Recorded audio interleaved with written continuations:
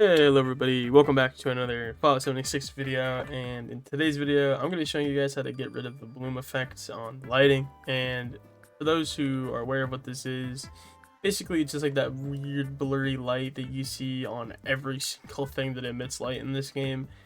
And because Todd Howard is a retard and doesn't know how to make a game for some god-awful reason, he doesn't understand that putting this in the settings would help a lot. And unfortunately it's not, and even if it was, they still would manage to fuck it up like they did with the depth of field setting, which, if you guys don't know, it didn't work for like the longest time. So essentially what I'm going to do is just show you guys how to fix it using the Eye settings, which are basically just like the settings that are just not in the menus, and you're gonna have to go into your files for it. It's gonna be a bit scary, but like, don't stress about it. This will actually fix more than just this bloom setting as well. A lot of the interior lighting will also get fixed. So yeah, and it'll just make the game look a lot better. And because lighting, a lot of people don't know, actually does take up frame rate, this will actually boost your frames quite a bit as well. So yeah, so I'm going to show you how to get rid of this. So essentially what you're going to want to do is go ahead and go to your files for Fallout 76 through the documents. So essentially how you get from here is you want to go to this PC, to documents, to my games, to Fallout 76, and then right here you're going to go ahead and create your own custom Eye file. Essentially how you do that is you just want to go ahead and do new. You're going to go ahead and do text document, and you're going to type this in exactly how I type it. Fallout 76 custom, right? And then at the end here, you can see .txt, right, which is what these little letters here are. You're going to get rid of that and type in Eye, right? And then this will change it into an Eye file. Obviously, I already have one, so I'm going to go ahead and delete this one. If you are not able to change the ending tag here or what kind of file it is, you're gonna have to go ahead and change that into your admin settings on your PC, so it does allow you. But once you actually make the Eye file, you can also copy this. By the way, I should have mentioned that. Yeah, you can copy that as well. Anyways, so it should just kind of look like this for the most part. These are things I already have made.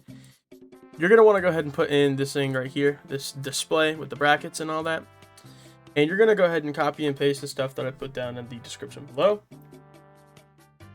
That will do right now.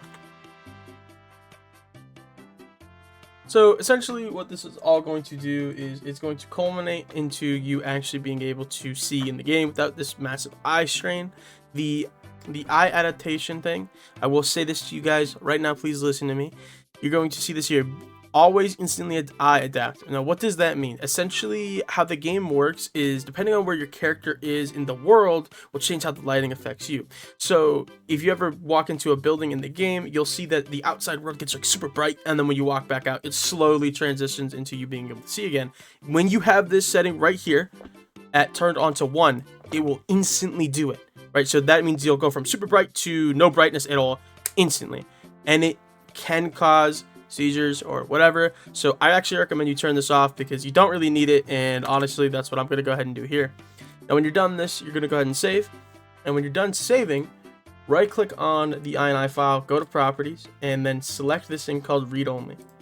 Now what this is going to do is that this will help you so that the game itself does not actually manually reset your custom Eye file, because they'll actually do that if you don't know that, so you'll have to re-put it in every single time if you don't do that.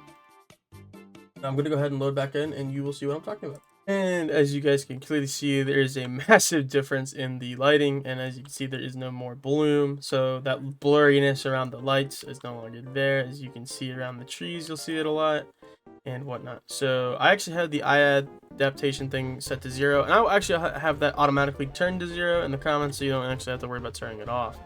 So as you can see, now this does not get rid of God rays for the most part, which God rays I think look pretty cool, so I actually don't mind them as much as other players do. So this will definitely help out a lot with the lighting in this game. As you guys know, it can cause massive eye straining, and is definitely one of the most infuriating things about Fallout 76. I also think this game looks a lot better without bloom, and my FPS is running a lot nicer, and it's, when I played this game with bloom on, I used to get a lot of headaches while playing, and I really like Fallout 76, so it was a bummer, and I had to do a lot of research to figure this out and whatnot. So yeah, let me know if this helped you guys out. Obviously it should have, especially because bloom is noted for being terrible in like every game that it's in. especially on this old ass engine, which this engine is 12 years old now. Man, please God, update your fucking game. But yeah, anyways guys, as always, thank you guys so much for watching. I always appreciate it. Leave your criticism down below in the comments, and as always, if you hated it, make sure you dislike this video as well, and I will see you guys in the next one.